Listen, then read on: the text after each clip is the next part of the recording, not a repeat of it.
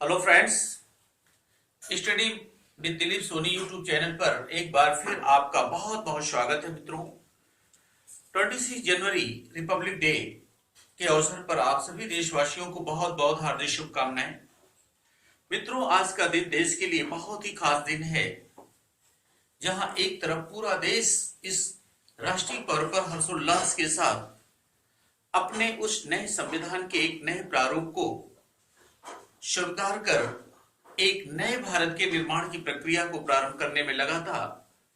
उसी पर्व को आज हम एक रिपब्लिक डे के रूप में इसलिए मनाते हैं कि आज के दिन भारत में एक ऐसे राज्य की अवधारणा पर बल दिया गया जिसमें हमारा राज्याध्यक्ष यानी हमारा प्रेसिडेंट राष्ट्रपति कोई वंशानुगत नहीं होगा, किंशिप पर आधारित नहीं होगा, अर्थात एक ऐसा व्यक्ति होगा जो जनता या जनता के प्रतिनिधियों के द्वारा निर्वाचित होगा।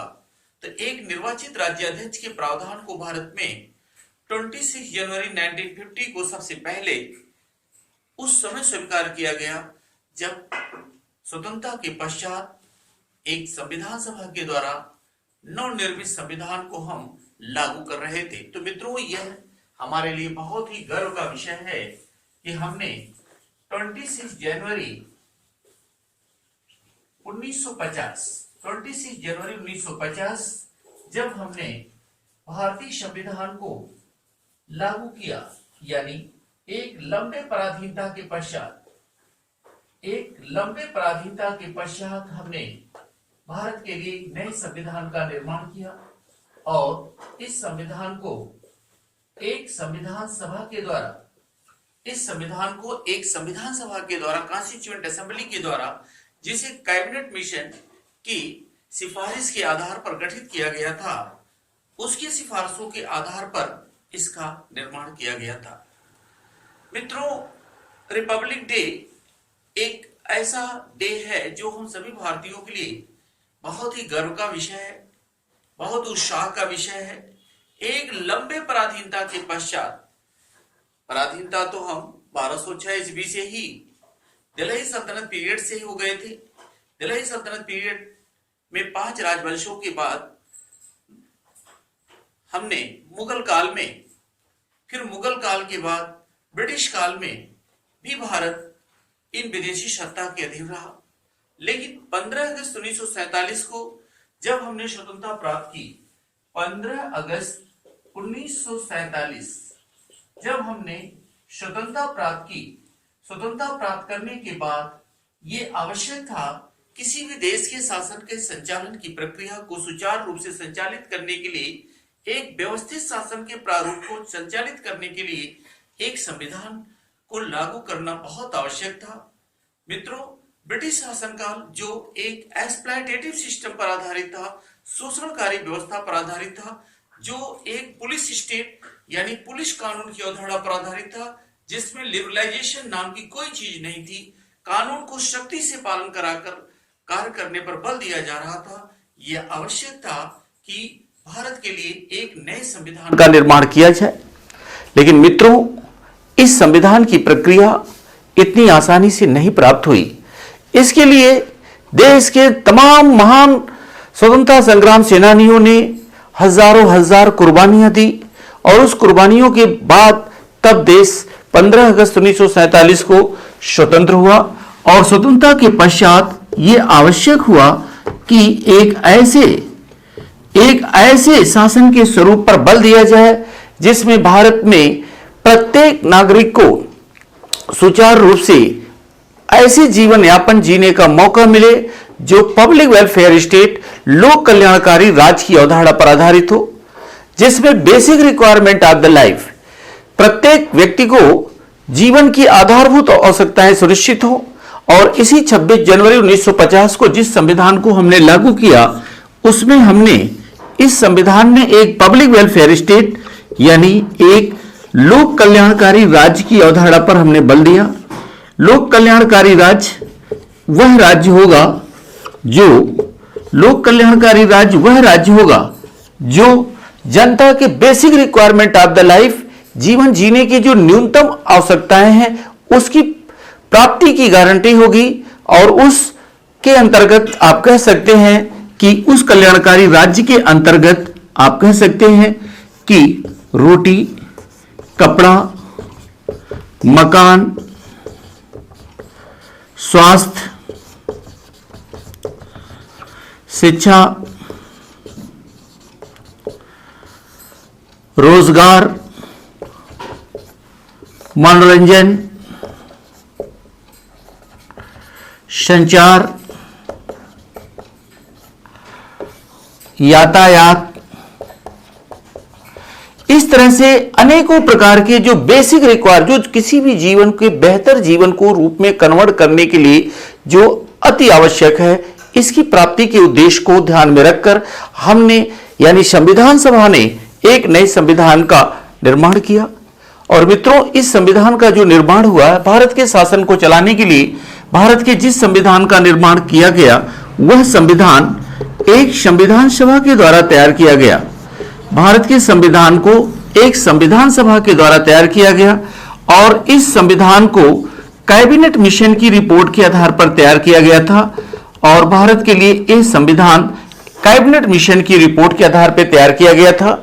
मित्रों, संविधान सभा के लिए प्रारंभ में 389 सदस्यीय एक संविधान सभा कॉन्स्टिट्यूएंट असेंबली का प्रावधान किया गया था। और इस 389 सदस्यीय संविधान सभा में 3 प्रकार के सदस्य रखे गए थे, जिसमें 292 सदस्य 292 सदस्य जो थे वो ब्रिटिश प्रांतों से लेने की बात की गई थी। ब्रिटिश प्रांतों से 292 सदस्य थे, और 93 सदस्य 93 सदस्य जो थे वो देशी रियासतों से थे। 93 सदस्य देशी रियासतों से थे, और 4 सदस्य जो थे वो कमिश्नरियों से थे। 4 सदस्य कहां से थे? कमिश्नरियों से थे। तो इस प्रकार से 389 सदस्यीय एक संविधान सभा के गठन के प्रावधान किया गया था, जिसमें 292 और 4 यानी 296 सदस्य जो थे वो निर्वाचित सदस्य के रूप में थे, और 93 सदस्य जो देशी रियासत के सदस्य थे ये मनोनीत होकर आए थे। तो इस प्रकार से एक व्यापक संविधान के निर्माण की प्रक्रिया जो है 6 जुलाई यानी जुलाई 1946 से प्रारंभ हो गई थी। मित्रों, एक बहुत महत्वपूर्ण बात है कि भारत जो जैसा कि यहां आप देख रहे हैं कि भारत 15 अगस्त 1947 को 15 अगस्त 1947 को 15 अगस्त 1947 को स्वतंत्र हुआ था, लेकिन उसके पहले ही जुलाई 1946 से नए भारत के निर्माण के लिए एक संविधान के निर्माण की प्रक्रिया प्रारंभ हो गई थी। इस संविधान के निर्माण की प्रक्रिया के अंतर्गत जुलाई 1946 में ही यह प्रक्रिया प्रारंभ हुई। संविधान सभा के सदस्यों की जो पहली बैठक बुलाई गई थी वो 9 दिसंबर 1946 को ही बुलाई गई थी, और इसमें एक प्रोटेम स्पीकर डॉक्टर सच्चिदानंद सिन्हा को संविधान सभा का एक प्रोटेम स्पीकर बनाया गया था। और प्रोटेम स्पीकर वह अस्थायी अध्यक्ष था जो सदस्यों को शपथ ग्रहण आदि कराता था। इसके बाद 11 दिसंबर 1946 को संविधान सभा के एक परमानेंट चेयरमैन, एक स्थायी अध्यक्ष डॉक्टर राजेंद्र प्रसाद को चुना गया। और 13 दिसंबर को, यानी ये जो बहुत इंपॉर्टेंट तिथि है, 13 दिसंबर 1946 को भारत के संविधान के निर्माण के लिए एक ऑब्जेक्टिव प्रपोजल यानी एक उद्देशिका प्रस्ताव लाया गया था। एक उद्देशिका प्रस्ताव 13 दिसंबर 1946 को लाया गया था।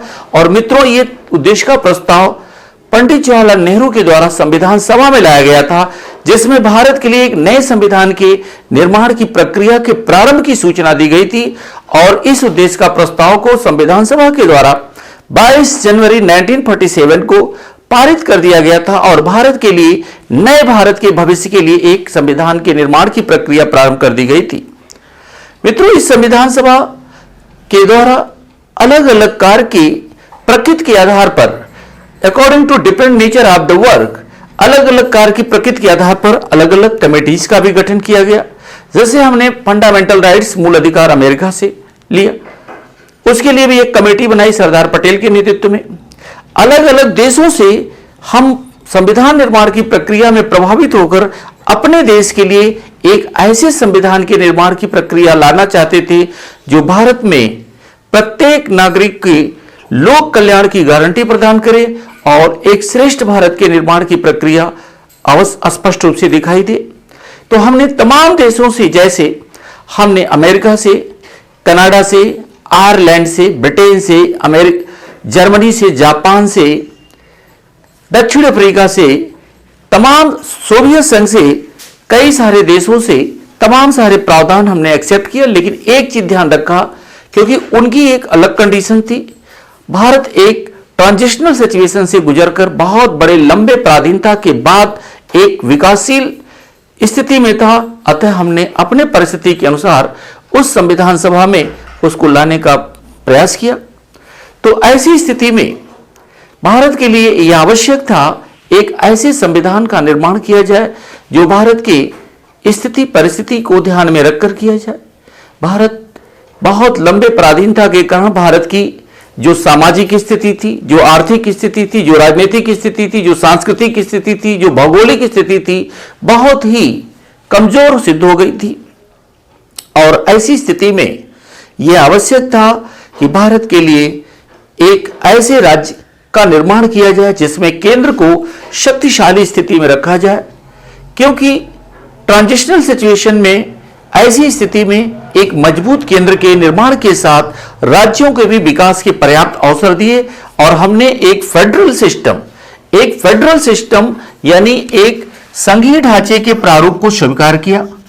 और यह संघीय शासन जो है, जिसमें केंद्र और राज्य के बीच, जिसमें हमने केंद्र और राज्यों के बीच लिखित रूप से शक्तियों को 3 सूचियों में हमने विभाजित किया: union list, state list and concurrent list, संघ सूची, राज्य सूची और समवर्ती सूची।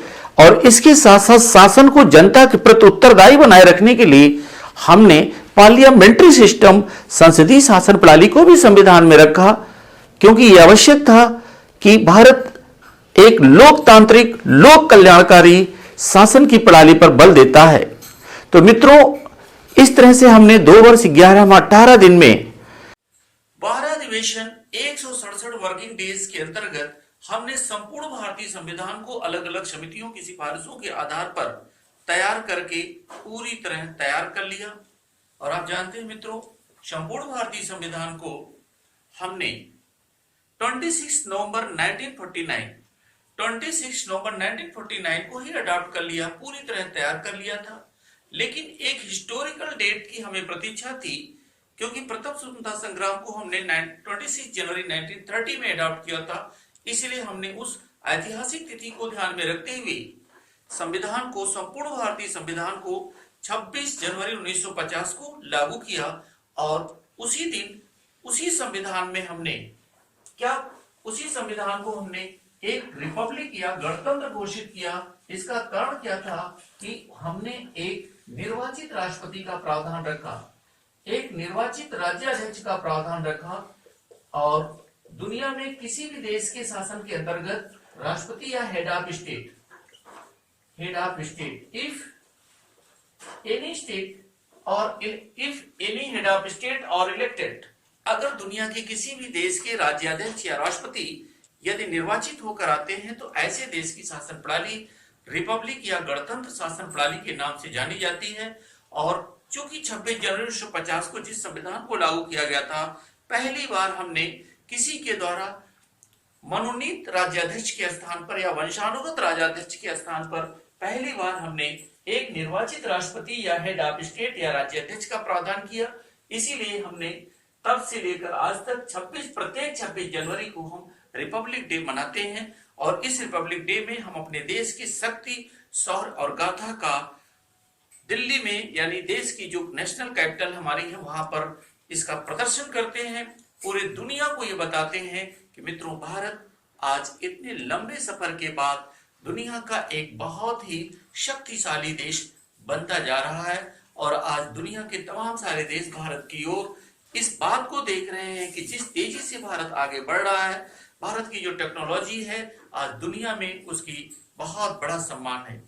तो मित्रों, प्रत्येक 26 जनवरी 1950 को जिस तरह से हम गणतंत्र दिवस के रूप में मनाते हैं, उसके कार्य की प्रक्रिया को हम हर साल एक बहुत बड़े पर्व के रूप में मनाते हैं और ये देश के स्वतंत्रता संग्राम सेनानियों के उन आदर्शों को, उन मूल्यों को आत्मसात करते हैं, ग्रहण करते हैं कि वे किस तरह से इस भारत के निर्माण में अपना सर्वस्व बलिदान देकर हमको ये सुअवसर प्रदान करते हैं। तो मैं आज के दिन उन सभी महान स्वतंत्रता संग्राम सेनानियों को भी सादर नमन और वंदन करते हुए उनको प्रणाम करता हूं और आप सभी देशवासियों को हार्दिक शुभकामनाएं देता हूं। जय हिंद।